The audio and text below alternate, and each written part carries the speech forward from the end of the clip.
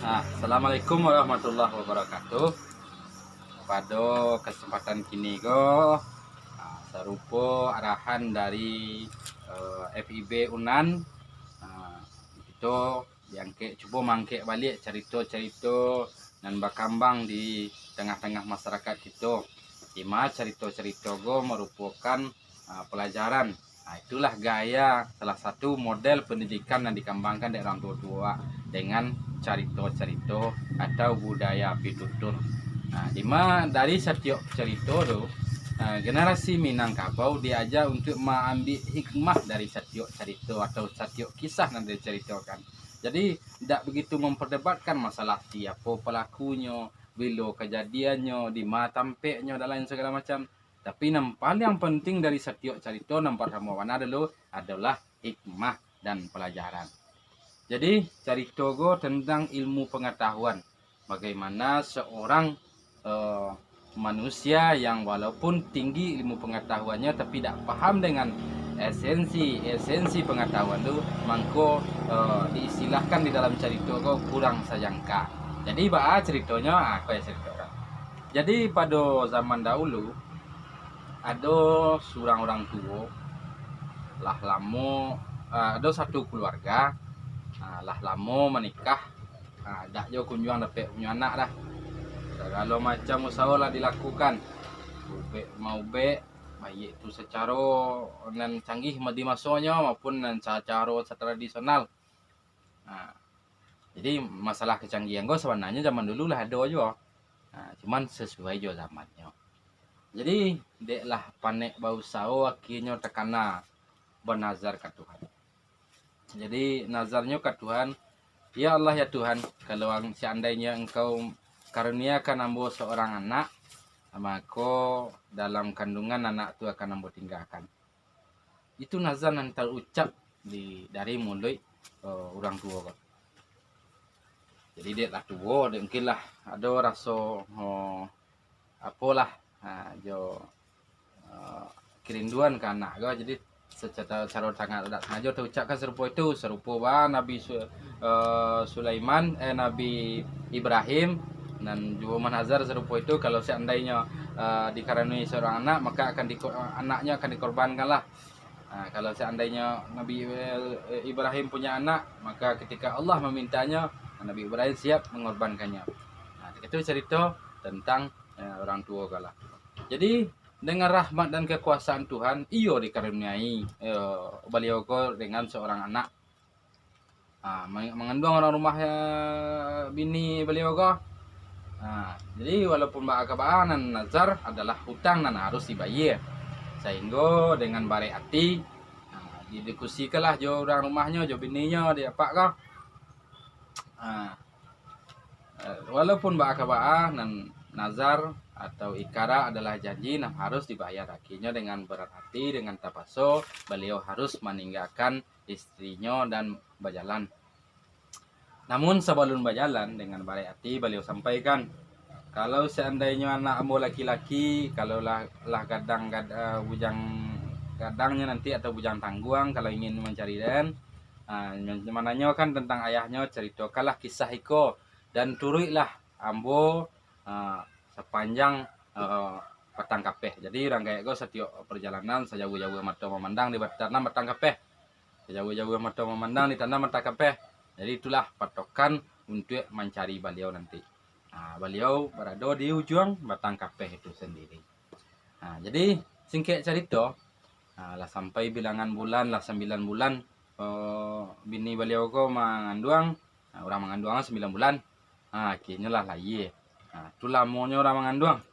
Jadi lah lahir anak ko, dikaruniailah beliau dengan seorang anak laki-laki.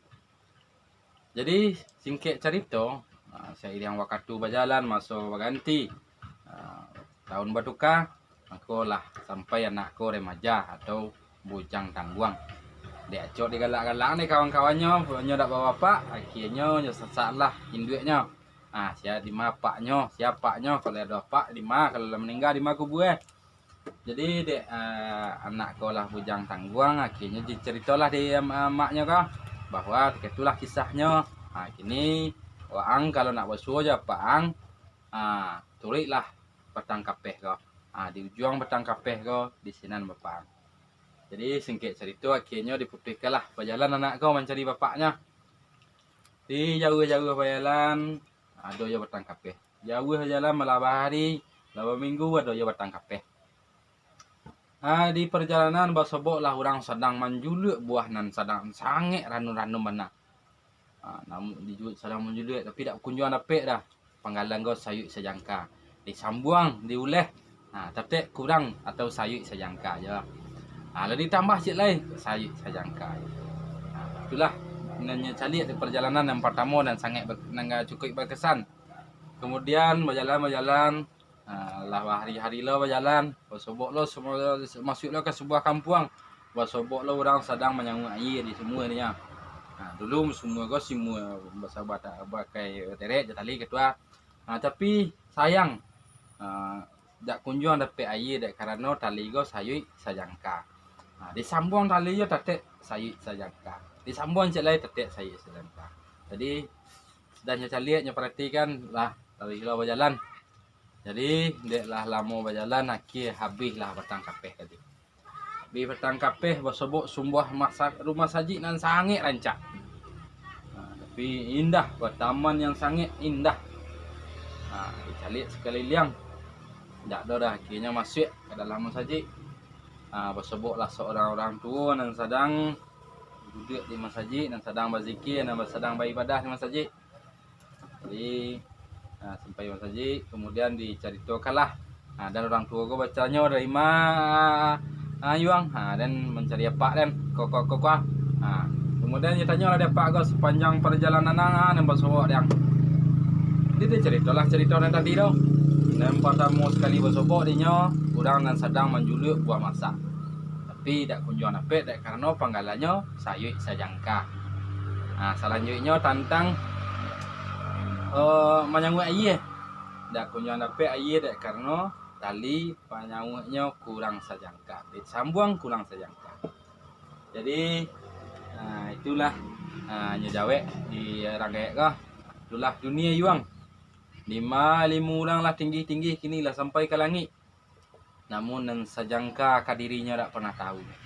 Dan sajangka tu adalah tak kenal dengan dirinya, tak paham dengan kemampuan diri, sehingga tak pernah paham dengan berbagai konsep ilmu pengetahuan. Jadi tak pernah menemukan esensi pengetahuan karena dia tak tahu je dirinya. Sebagaimana orang tua mengecen si anak tahu je kehidupannya, maka kenalilah dirinya. Jadi itulah walaupun tinggi benar sekolah awak, walaupun banyak benar ilmu awak, tapi tak paham awak je diri awak dah, awak tak akan pernah paham dengan kehidupan. Jadi inti dari cerita ke, barang siapa yang tahu je dirinya, maka akan basoboklah je orang tuanya dan basoboklah je rumah saji nan sangat rancak nan menggambarkan tentang kehidupan yang indah dan penuh keharmonisan dan kemakmuran. Jadi hal yang perlu dipelajari untuk generasi atau untuk kita, untuk diri kita adalah pengetahuan tentang diri sebagai dasar pengetahuan awak. Sehingga dengan tahu awak diri, awak bisa memahami berbagai pengetahuan. Awak bisa memahami berbagai kehidupan, bahwa alam dan kehidupan adalah di mana manusia diciptakan sebagai khalifah di muka bumi, harus memimpin dan mampu memelihara alam dan seluruh isinya. Itulah sekilas cerita tentang sayuk sajangka. Mudah-mudahan cerita kau dapat dikembangkan, dapat diambil hikmahnya, pelajarannya untuk menjadi pedoman dalam kehidupan. Jadi, inti cerita kah? Tahu je kehidupan harus tahu je diri awak. Iya. Istilahnya ndak tahu je diri, ndak tahu jonan sajangka. Ya. Jadi cerita go kurang sajangka.